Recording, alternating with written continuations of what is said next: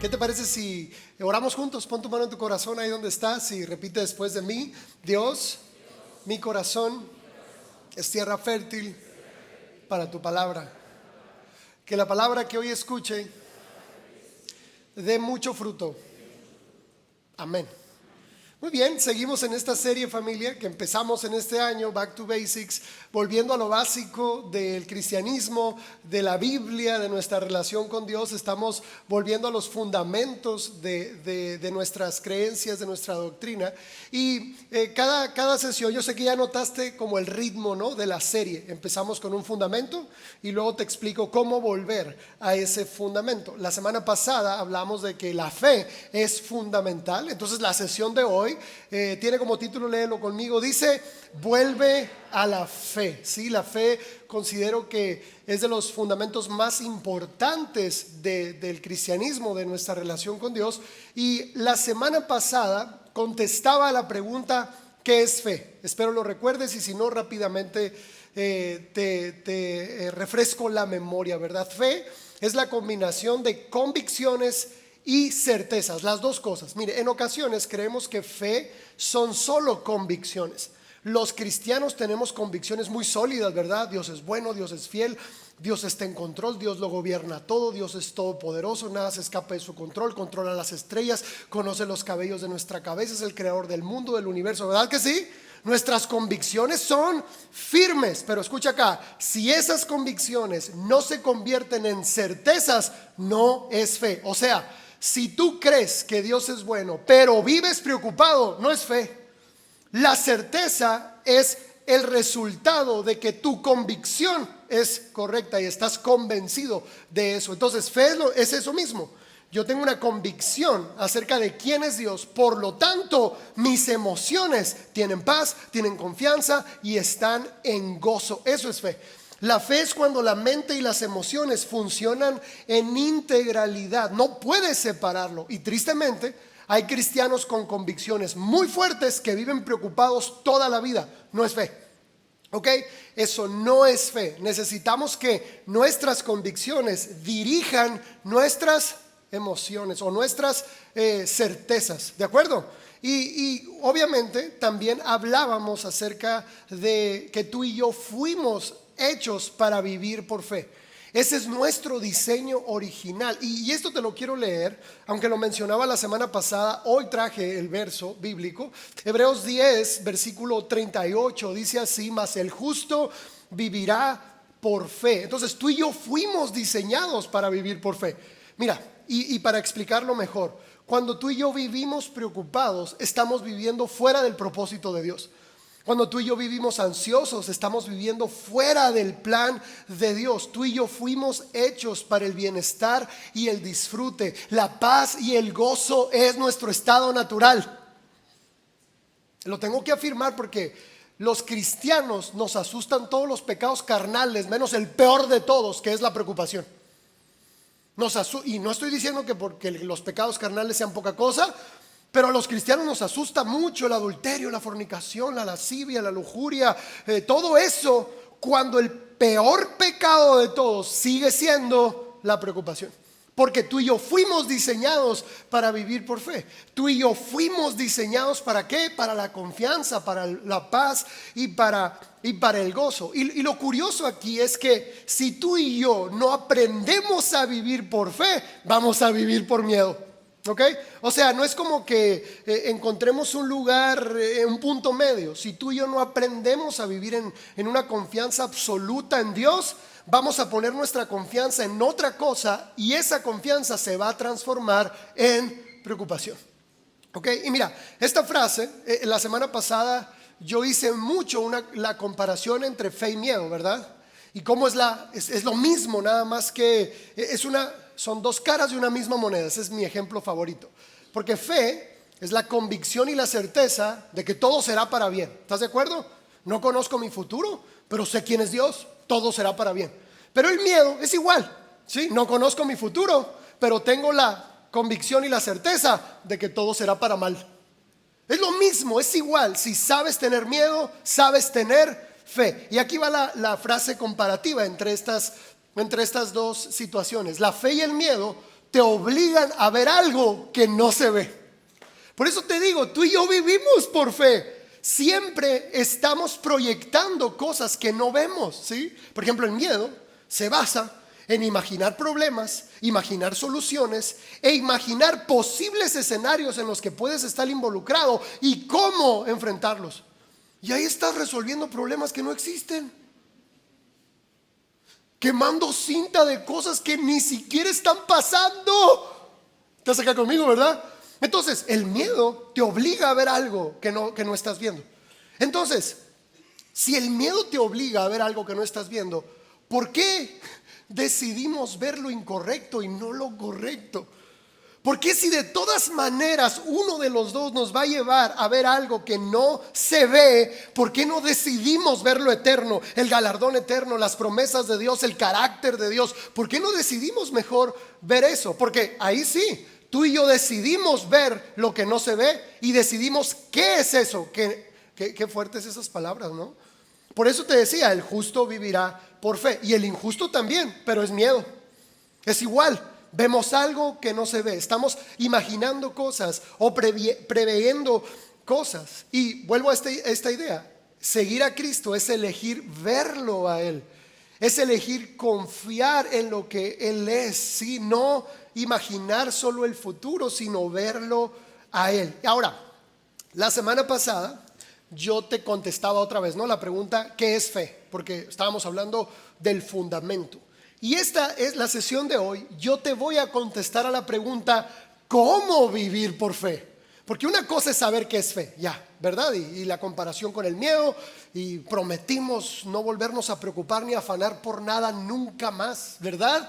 Pero ahora, ¿cómo vivo por fe? ¿Cómo mantengo esta promesa de vivir sin preocupaciones? Bueno, te voy a leer un verso. Y mira, después de leer la Biblia muchas veces, gracias a Dios la he podido leer decenas de veces. Este año la estamos leyendo juntos la pastora Miss y yo, y estamos descubriendo cosas una vez más, ¿no? La Biblia es viva y saltan los mensajes y es impresionante.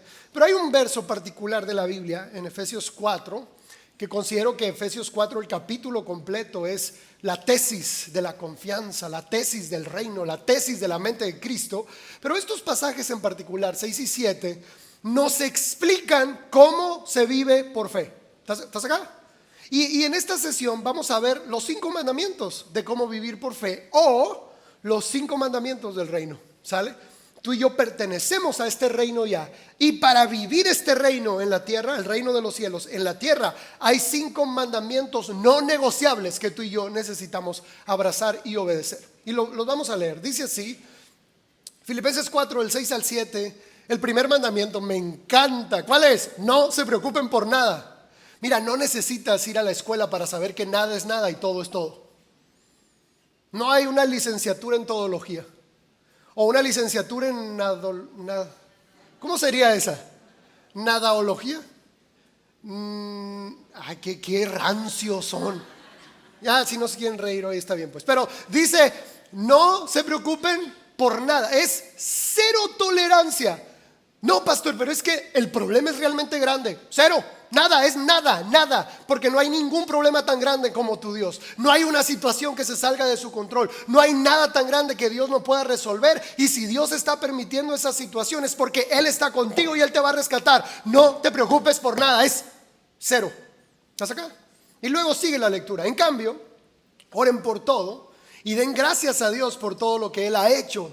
Así experimentarán la paz de Dios que supera todo lo que podemos entender. La paz de Dios cuidará su corazón y su mente mientras vivan en Cristo Jesús. Mira, la Biblia guarda este tipo de tesoros. Esto lo está diciendo la neurociencia ahora, pero la Biblia ya lo dijo hace siglos. Ahora la neurociencia nos enseña que los hábitos de pensamiento realmente cambian la estructura de la mente, que la red neuronal es modificada dependiendo de los hábitos de pensamiento. Eso es nuevo, acá tiene siglos. ¿Sí? La Biblia tiene siglos diciéndonos que nosotros tenemos la mente de Cristo a través de estos principios. Entonces, vamos a ir desarrollando cada uno de estos principios y vamos a llegar a la conclusión de los 5 mandamientos del reino. ¿Estás acá?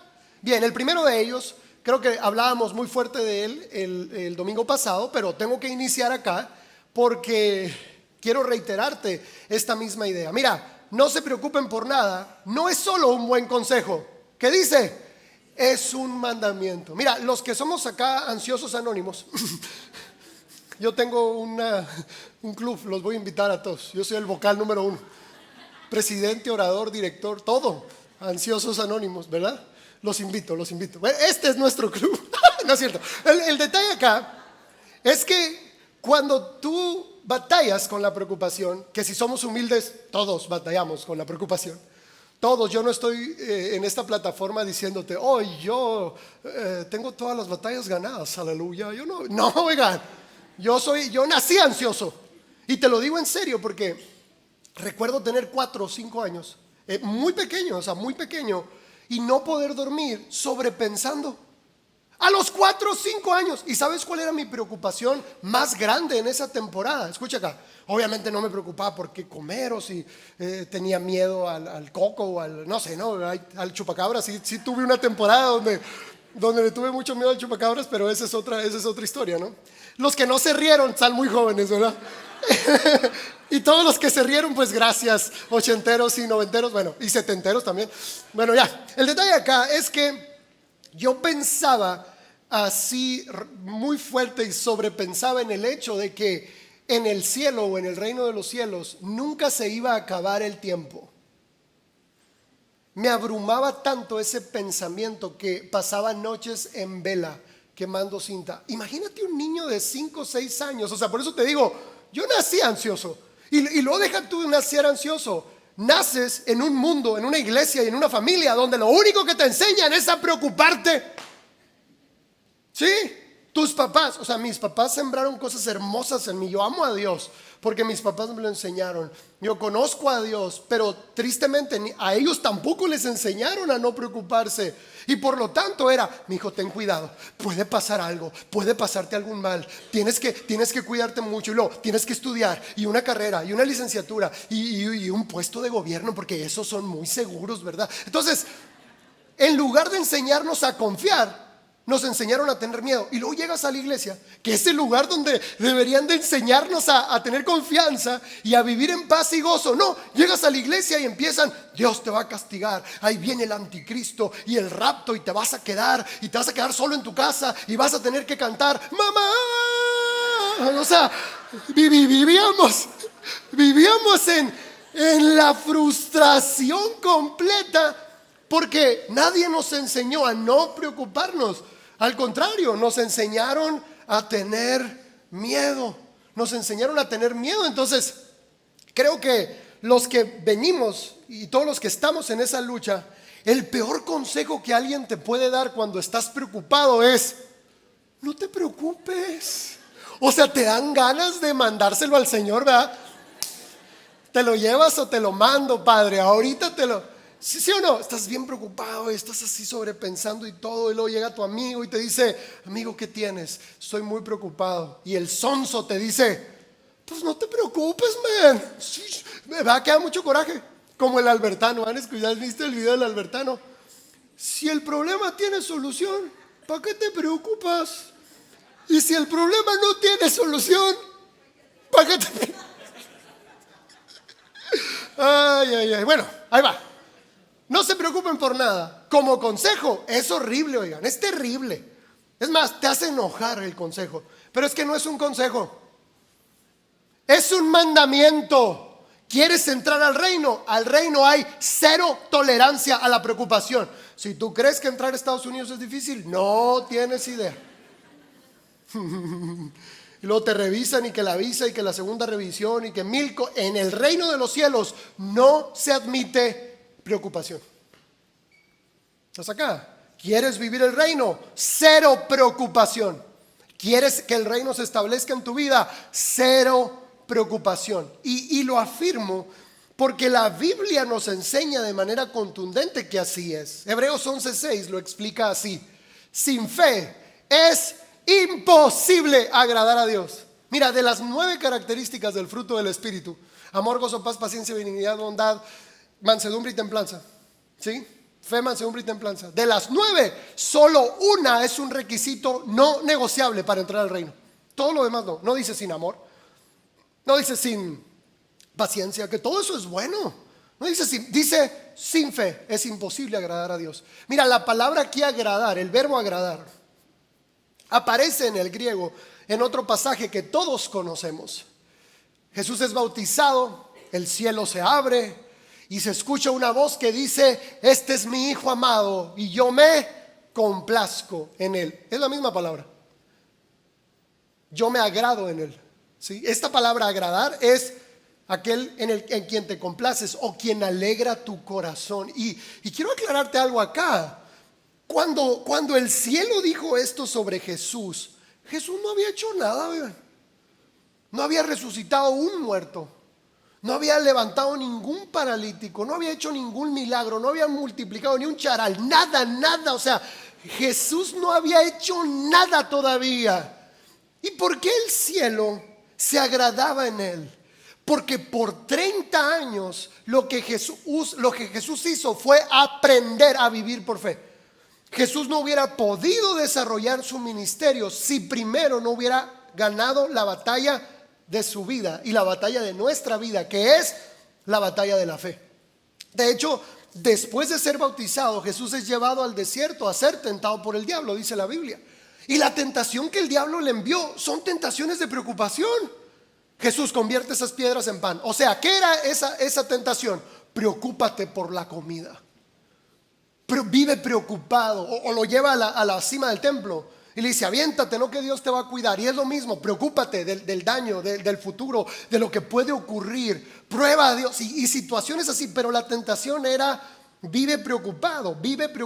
Por eso estoy convencido de que Jesús enseñó en contra de la preocupación de manera radical. Jesús es el primero que dice: no se preocupen por el día de mañana, cada día traerá su propio afán. O sea, ni siquiera te da oportunidad el reino de preocuparte por el tiempo inexistente. No te preocupes por el día de mañana. En ocasiones no nos alcanza el gozo y la paz para un día, porque solo se nos da una porción diaria de gozo y paz. Dios te dice: esta porción que estoy poniendo en tus manos alcanza para vivir en gozo y paz hoy, pero la repartimos con ayer y mañana. Estamos frustrados por lo que hicimos ayer, por los errores pasados, y entonces la porción de gozo y paz que tengo para hoy la estoy desperdiciando en las frustraciones y en los errores que cometí antes. Nunca debí firmar esa tarjeta de crédito, y ahí estás.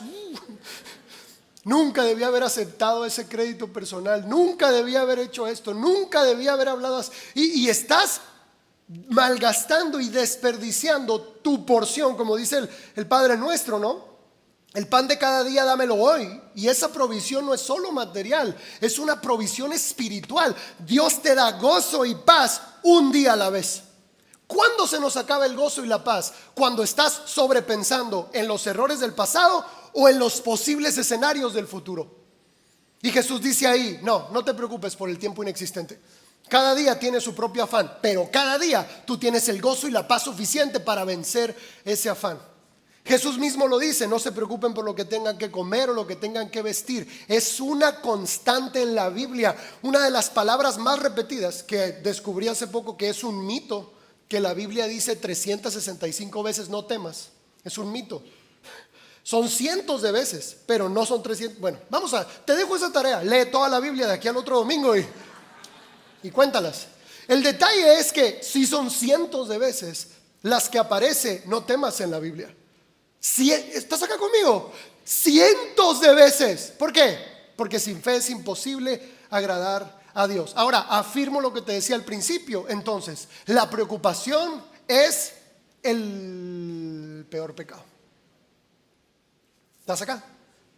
¿Estás acá? La preocupación es el peor pecado. Sin fe es imposible agradar a Dios. Por lo tanto, la preocupación a mí me priva de agradar a Dios. A mí me priva del reino. Mira, no solo la preocupación atrofia mi ser a nivel biológico, porque el miedo desata un efecto dominó en la vida de las personas, donde lo mental se convierte en un caos emocional y el caos emocional termina somatizando cientos de enfermedades en nuestra vida. No tienes idea de cuántas enfermedades que hoy padecemos solo son somatización de algo emocional que no hemos resuelto, ¿sí? Ahora todo es colitis nerviosa, gastritis nerviosa, ¿sí? Y luego dolores de cabeza nerviosos. ¿Y por qué? Porque estamos en una lucha interna emocional que lleva a nuestro cuerpo a colapsar. Mira, en los talleres yo les enseñaba este principio a la iglesia y les decía que hay un estudio reciente donde se descubrió que los pacientes mentales no tienen cáncer o no padecen de cáncer. En los hospitales mentales o en los centros psiquiátricos nunca hay alguien enfermo de cáncer. ¿Sabes por qué? Porque la mente está desconectada de la realidad. Por lo tanto, no pueden somatizar los miedos. Ahora, el cáncer, hay mucha gente que le da muchos orígenes, ¿no? De que la radiación, la alimentación y tantas cosas. Y sé que eso puede como ser un factor que aumenta la posibilidad. Pero la raíz principal del cáncer son problemas de carácter emocional y mental, de ansiedad, miedo y preocupación, donde dos emociones que se contradicen chocan dentro de ti, ¿sí? Un divorcio es que lo amo pero lo odio. ¿Estás acá conmigo? Lo amo a esta persona, la amé, pero también la odio por lo que me hizo, y ese constante choque hace que el cerebro colapse. Y entonces hay una reacción biológica en nuestro cuerpo que atrofia nuestro ser. Ahora, no solo es el peor pecado porque nos atrofia biológicamente. El miedo o la preocupación nos aleja de nuestro propósito. Lo que hace es nublar nuestra mente para decidir de una mejor manera. Rompe nuestro diseño y drena nuestra alma. ¿Estás acá? Es que están muy serios. Los de las 11 también estuvieron muy serios. Todo bien, espero es porque estás aprendiendo. Pero cuando vemos la preocupación como algo que tenemos que erradicar de nuestra vida, que tenemos que luchar en contra de ella con todas nuestras fuerzas, entonces entendemos de qué se trata la batalla de la fe. Y escucha acá, el gozo y la paz de Dios, Él las da. ¿Estás acá? Él las da. ¿Hasta qué? Hasta que tú te vacías de la preocupación. Dios no puede llenar algo que ya está lleno. Muchas veces decimos, Dios, lléname de tu paz y de tu gozo. Y Dios dice, estás lleno de preocupación, hijo, ¿qué te voy a dar? Cuando tú te vacías de ti mismo, o sea, de la preocupación, entonces es cuando el gozo y la paz de Dios llega a tu vida de forma natural. Es un regalo de Dios cuando tú y yo decidimos luchar con todas nuestras fuerzas en contra de la preocupación. Mira, quiero poner un ejemplo hoy. Le voy a pedir a Eri y a Alberto que pase, los dos, para que no se duerman. No se crean.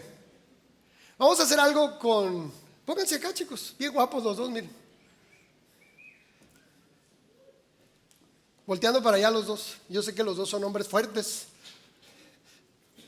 Son mis pesas personales. A ver, pónganse alineadamente y eso, muy bien, porque mi cabeza no me deja. Bueno, el detalle acá, yo quiero que se den cuenta que estas pesas no son iguales, ¿verdad? Esta pesa tiene el doble de peso que esta, ¿de acuerdo? Bien, vamos a hacer algo importante aquí. Vamos a tomar la pesa, chicos, para hacer una flexión de bíceps. Si saben, ¿verdad? Espero que sí. Flexión de bíceps. Vamos a hacerla juntos. Dale, 1, 2, 3. Si se fijan ahí, denle más, oigan. Si se fijan ahí, mientras ellos hacen esa flexión, su músculo está funcionando adecuadamente. Los que saben aquí de gimnasio y de crecimiento de masa muscular saben que ese ejercicio, cuando se hace diariamente, pues va a aumentar la masa muscular, va a aumentar la fuerza. ¿Por qué? Porque ese músculo, el bíceps, está hecho para ese ejercicio. ¿De acuerdo? Ya sé que cámbiense la mano, está bien. Pero ahora vamos a hacer algo distinto. ¿Están de acuerdo? Para que explicarlo mejor. Mientras que Eri va a seguir haciendo las repeticiones. Es que lo estaban haciendo con la izquierda. No. Ahora les va a costar. Bueno, mientras que Eri va a seguir haciendo flexiones, Alberto lo que va a hacer es sostener la pesa sin flexión. ¿De acuerdo? Sí, vamos a ver, yo los voy a acomodar. A ver, Alberto, así. ¿Sale? Sostener la pesa sin flexión y tú vas a hacer flexiones con el ritmo normal del gym. Dale. Y vamos a ver quién aguanta más. Miren, vuelvo a la idea. El músculo está hecho para eso. Entiendo que acá es el hombro el que está sosteniendo la mayor parte del peso, pero lo que está haciendo Alberto está atrofiando el brazo, lo está agotando física y mentalmente. Él está sufriendo ahí donde están viendo, porque escucha, el músculo no fue hecho para la rigidez, fue hecho para el movimiento. Entonces, Eri, yo te aseguro que va a durar ahí unos 5 minutos más, pero Alberto la está pasando mal y Eri creo que está un poco más relajado. Entiendo que te puedes agotar, ¿verdad? Pero vamos a esperar a ver hasta dónde aguantamos. Media hora, no. Ahorita en el de las 11 sí aguantaron mucho, oigan. Muy bien, vamos a darles un aplauso a los dos. Ayúdenme con las pesas, don Andrés. Bueno, ¿sabes por qué te quise traer este ejemplo? Porque nuestra mente y nuestro cerebro sí está diseñado para resolver problemas reales. El cerebro y la mente fueron diseñados ¿para qué? Para resolver problemas reales. Fueron diseñados para la crisis real. Fueron diseñados para la pérdida real, para cuando un ser amado se va, para cuando perdemos alguna situación. Entiendo que el choque puede ser muy fuerte, pero la mente y el cerebro se recuperan rápido cuando el problema o el choque emocional es real. Ahora, ¿sabes para lo que no está diseñado la mente y el cerebro? Para el pensamiento rumiante cíclico. Eso desgasta el cerebro a tal grado que atrofia el cerebro, drena la energía. Por eso hay personas que se levantan después de haber dormido 6, 7 horas, 8 horas y se levantan cansados. Viven agotados mental y físicamente porque el pensamiento rumiante, el pensamiento cíclico sin acción, obviamente te lo decía al principio, problemas imaginarios, escenarios imaginarios, soluciones imaginarias, situaciones imaginarias, y le damos vuelta a la escena. Te lo decía ahorita también cuando vamos al pasado, ¿no? ¿Cómo me gustaría no haber hecho esto, no haber dicho esto, haber contestado así, no haber aceptado esta situación? Y estamos rumiando el pensamiento. Esa situación es como tener la pesa así. El cerebro y la mente no están diseñados para eso. De hecho, eso es lo que atrofia el cerebro y la mente. Un cerebro que enfrenta una crisis real se restaura rápidamente, pero el cerebro que sobrepiensa se inflama, se fatiga y se nubla. Espero estén acá todos. Mira, ¿cuál es la solución? Porque yo creo que esa es la pregunta. Bueno, pastor, ya entendí. El pensamiento constante, ¿sí? El remordimiento, el miedo, lo que sea, porque se puede manifestar de muchas maneras. ¿Qué tengo que hacer o cuál es la solución? Y es algo práctico muy simple. Los neurólogos dicen que necesitamos interrumpir a la mente. Es eso. Cuando el pensamiento rumiante empieza, que tú y yo ya sabemos, lo identificamos bien, tú tienes que interrumpir a la mente rápido. ¿Qué puedes hacer? Salir a caminar, salir a correr, mojarte la cara con agua helada, hacer ejercicios de respiración, tararear una canción, bailar, cantar. Ellos dicen interrumpe la mente, ¿no? Y hay una frase que me gusta que es: tu cerebro no necesita motivación, necesita interrupción. ¿Sí me explico? Ya, paramos aquí.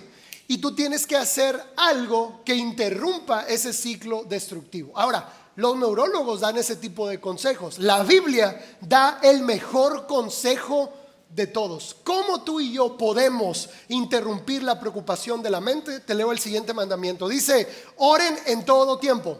No es solo un buen consejo, es un mandamiento. Ahora, yo sé que muchos de nosotros podemos compartir esto, ¿no? Es que, pastor, todo el día me siento tentado a la preocupación. Pero esa realidad no es solamente el enemigo me está atacando o yo estoy en una condición mala espiritualmente. No, es que también Dios te expone a eso porque Él quiere que reacciones en algo. ¿Cómo? Ora en todo tiempo. O sea, estoy preocupado o expuesto a la preocupación todo el día, ¿cuál es la voluntad de Dios ahí? Que tú ores en todo tiempo. ¿Te das cuenta? Cada tentación a la preocupación es un llamado divino a la oración. Cada pensamiento y cada dardo del enemigo, de miedo, de preocupación, de ansiedad o de remordimiento del pasado, es un llamado ¿a qué? A la oración. No es algo fortuito que pasa en nuestra vida. Dios hasta eso malo lo usa para bien. Tu mente empieza a preocuparse y es un recordatorio. Hey, es tiempo de orar.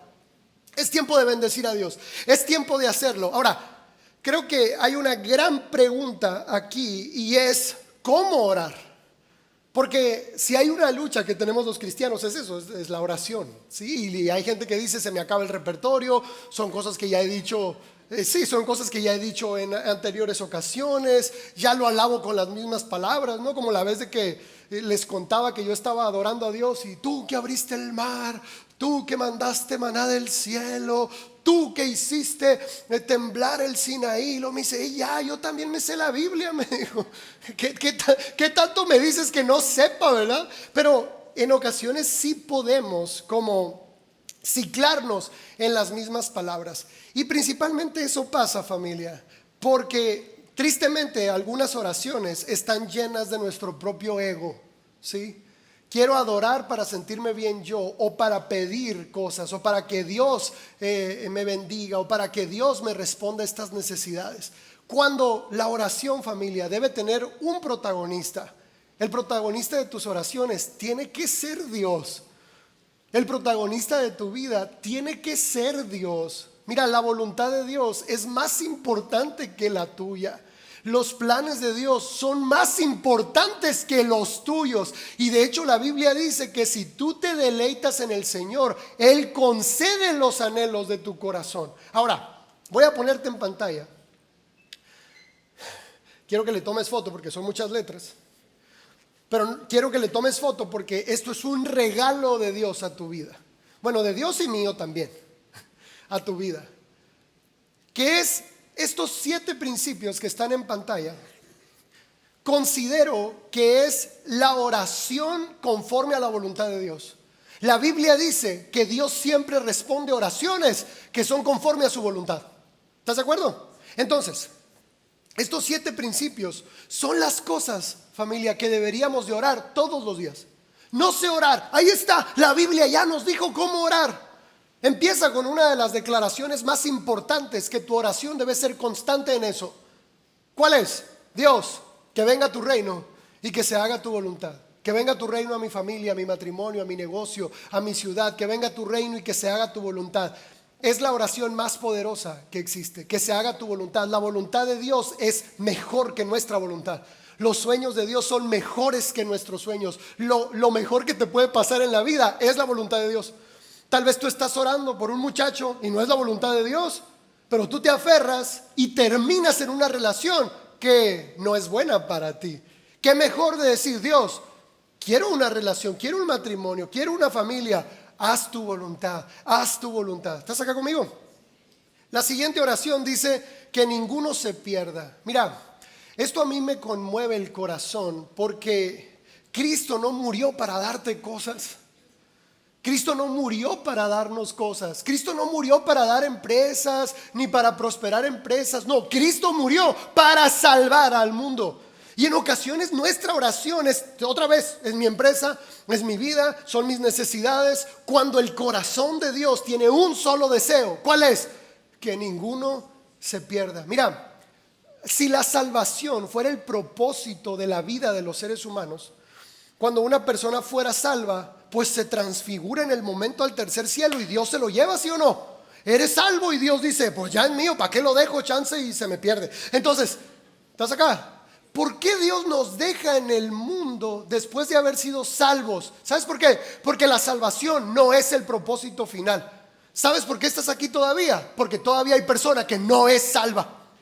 Por eso estás aquí. En el cielo, mira, te lo voy a decir con mucho cariño, pero en el cielo tú y yo no servimos para nada. En el cielo somos totalmente inútiles. En el cielo vamos a andar ahí nomás, o sea, inútiles totalmente. Donde somos útiles para el reino y el propósito de Dios es en la tierra. ¿Por qué sigues vivo? Porque hay gente muerta todavía. ¿Por qué cuando fuiste salvo no fuiste llevado al cielo? Porque el propósito de Dios para ti es que seas luz para otros, pero estamos distraídos. Mis cosas, mi trabajo, mi negocio y el mundo gimiendo por la manifestación de los hijos de Dios. El siguiente dice que envíe obreros a su cosecha. Pues sí, que ninguno se pierda. ¿Y el que sigue cuál es? Pues personas que vayamos. La siguiente oración dice que seamos perfectos en unidad. ¿Quién? La iglesia. Cuando la iglesia se mantiene unida, el mundo reconoce que Cristo Jesús es el Mesías y es el Salvador. La unidad de la iglesia es la garantía. Dice, por sabiduría. Este es mi favorito, porque la Biblia no nos inspira a pedir cosas. ¿Estás acá?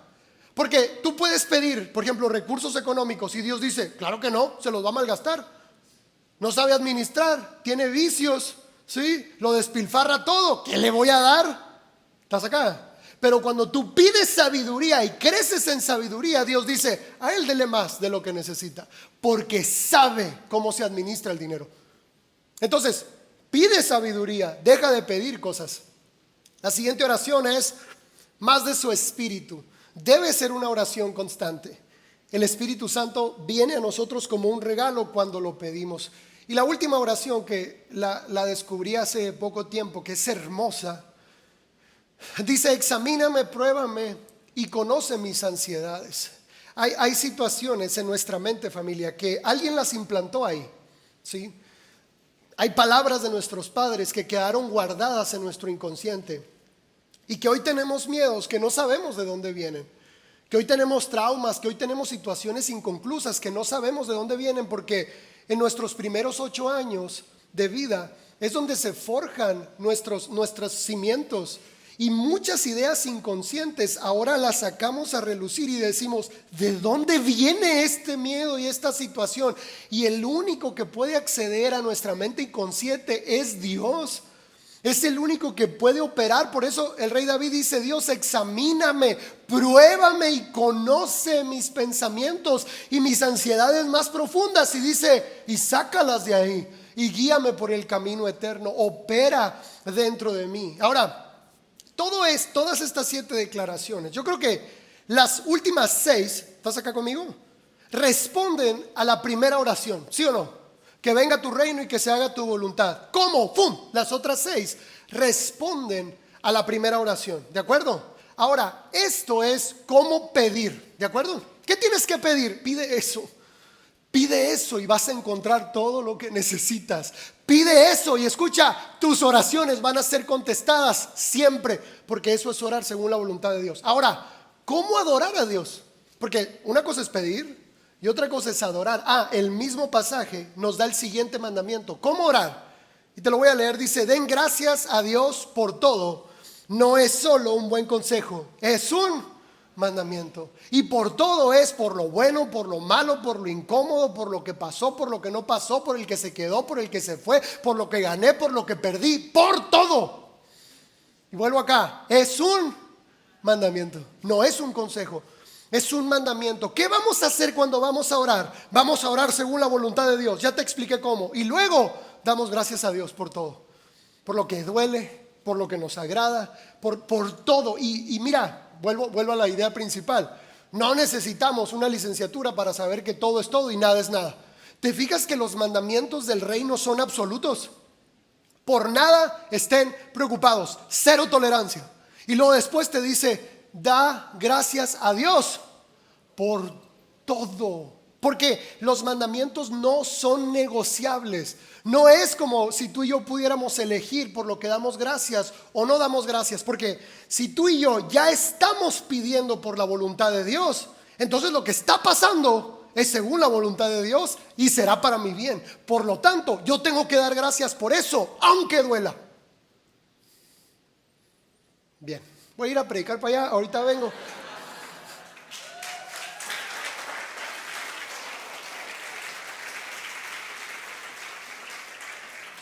En el verso de Filipenses encontramos el resultado de vivir por fe. No me preocupo por nada, oro por todo, doy gracias a Dios en todo. ¿De acuerdo? Hay un resultado. Dice Filipenses que la paz de Dios, ¿sí?, viene a nuestra vida y guarda nuestro corazón y nuestra mente en Cristo Jesús. Pero te lo quiero leer en otras palabras. Salmos 34:8 también lo declara así. Esto mismo dice: prueben y vean que el Señor es bueno. Dichosos los que confían en Él. Esta palabra dichosos lo puedes interpretar como bienaventurado, próspero, feliz, pleno, completo, íntegro, sin que le haga falta nada. Eso es dichoso. O sea, alguien que vive por fe se le nota en el gozo y la paz con la que vive día con día. Por eso lo voy a decir una vez más: los cristianos preocupados es una contradicción de términos. El cristiano ansioso, lo siento, es una contradicción de términos, porque el cristiano que ha tomado el camino de la fe vive en gozo y paz. Es una constante en su vida. Leíamos Filipenses. Como decía al principio, Filipenses: no se preocupen por nada. Después el apóstol Pablo reguló este mismo principio y lo hizo positivo. O sea, si te fijas, ese es un mandamiento en negativo: no se preocupen por nada. Después el apóstol Pablo en 1 Tesalonicenses 5 modifica el mandamiento y ahora lo hace en positivo. ¿Y qué es lo contrario a no estar preocupado? Léelo conmigo fuerte. Dice: estén siempre gozosos. Y es lo que te decía ahorita. Si tú y yo nos vaciamos de la preocupación, Dios te va a dar un regalo. ¿Cuál es? El gozo y la paz. ¿Qué te hace falta? Gozo y paz. El pan de cada día dámelo hoy. Ahí está, la mesa está servida. Pero si ya estás lleno de preocupación, no vas a tener hambre. Tienes que vaciarte de la preocupación y entonces el gozo y la paz vienen a tu vida. Recuerdo hace algunos años leer este verso y pensar: está loco el apóstol Pablo. ¿Cómo se atreve a escribir estén siempre gozosos? ¿Qué le pasa? ¿Estás acá? Y recuerdo en esa oración escuchar a Dios decirme: párate ahí. Si la Biblia lo dice, si yo lo dije, si yo lo inspiré, es porque es posible. Si está plasmado en las Sagradas Escrituras, es porque ese es el estándar en el que debes vivir. Estén siempre gozosos. ¿Por qué estoy seguro que el apóstol Pablo puso el mandamiento en positivo? Porque los otros dos mandamientos son iguales. Dice: oren sin cesar y den gracias a Dios en toda situación, porque esta es su voluntad para ustedes en Cristo Jesús. ¿Se dan cuenta? Entonces, aquí encontramos el cuarto mandamiento, que es: estén siempre gozosos. No es solo un buen consejo, es un mandamiento. Y esta es la última imagen de la tarde. En esta última imagen vamos a contestar a la pregunta, pero ahora sí con los 5 mandamientos del reino, ¿sí? Me encantaría que le tomaras foto, porque tú puedes ver ahí pues una diapositiva cualquiera, una imagen cualquiera. Pero si te soy muy sincero, me tomó 40 años poder plasmar eso en una pantalla. 12 años de ministerio, más de 20 años sirviendo a Dios, 40 años siendo creyente. Me tomó poder concluir cuál es la vida en la fe. ¿Qué significa vivir el reino de Dios? ¿Qué es el reino de Dios? Porque yo leía tantas veces: busquen el reino en la Biblia, ¿verdad? Y luego en el Padre Nuestro que dice: venga a nosotros tu reino. Y yo desde niño decía: ¿y qué es el reino? O sea, está bien, busquen el reino, pero ¿qué es? ¿Qué estamos buscando? ¿Qué es lo que estamos buscando? Y después de 40 años, después de tantos años, descubrimos qué es lo que estamos buscando y cómo buscarlo. Entonces, en pantalla está eso precisamente: los 5 mandamientos del reino, cómo buscar y cómo alcanzar el reino. ¿Estás listo? Empezamos por el primero, ¿qué es? No te preocupes por nada. Es 0 tolerancia a la ansiedad. Segundo, dice: ora siempre. ¿Cómo? Dios, que se haga tu voluntad. Da gracias a Dios por todo, por lo bueno, lo desagradable y lo incómodo. Esfuérzate por mantener buen ánimo, gozo y paz. Mira, si tú no estás decidiendo cómo sentirte, ¿quién está decidiendo por ti? Tú estás decidiendo tu propia condición. El ánimo se trabaja, los pensamientos se deciden, hay voluntad ahí para decidir. Tú sabes cuál es el camino ahora. Entonces, esfuérzate en eso, por mantener el buen ánimo, gozo y paz. Y el último es el resultado final genuino y palpable de que una persona se instauró o llegó el reino de Dios a su vida, que es vivir o vive en perfecto amor, que es generosidad y servicio basados en el gozo y la paz interior. Y te lo explico así: Alguien puede ser generoso y servicial, pero vivir con miedo. Y la Biblia dice que tú puedes dar todos tus bienes para darle de comer a los pobres, pero si no tienes amor, de nada te sirve. ¿Has leído eso? 1 Corintios 13. Yo puedo dar todo lo que tengo para los pobres, si no tengo amor, de nada me sirve. Yo puedo ofrecer mi cuerpo para ser quemado, pero si no tengo amor, nada soy. Yo puedo hablar lenguas y tener todo el conocimiento, pero si no tengo amor, nada soy. ¿Te das cuenta? Entonces, ¿qué significa dar y servir en amor? Es eso, en justicia, es eso mismo. Tú vives en amor, en generosidad y servicio, pero basado en algo mayor que ocurrió en tu interior. ¿Qué es?